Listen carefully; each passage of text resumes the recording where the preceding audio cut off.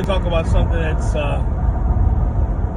comes up over and over and over again, and we wonder about this. We've been teaching 20, 30 years. You have generations of students, and you start to wonder if things were just a fluke. Because when we came up, there wasn't as many opportunities as there are now. You learned everything that your teacher taught you: forms, weapons. You fought. You did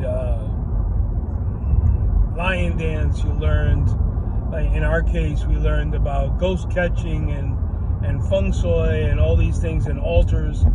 And you wonder if you're ever going to be able to pass on all that information, and you're going to have students like that. Or was it just a fluke? Because when I came up, we dedicated 4 hours a day, 6, 7 days a week to training. And we went wherever we had to, and we didn't care what the effect on our life was going to be. We were Kung Fu people, nothing else. Now kids, they have other opportunities that we never had. So it's interesting to see how this is going to play out into the next generation.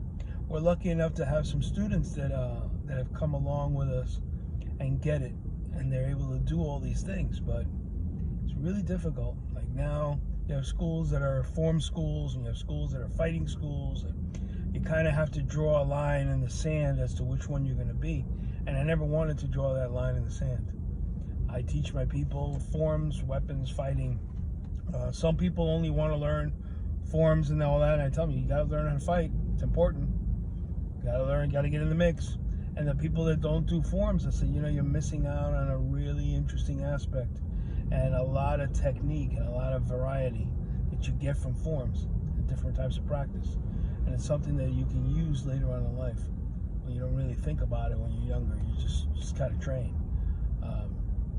So it's interesting to see if this generation is going to be like our generation, or if our generation was just a fluke from the Kung Fu crazy fever time of the 1970s and the 80s. That's something that's still, it's up for debate. We'll see what happens. We'll see how it plays out.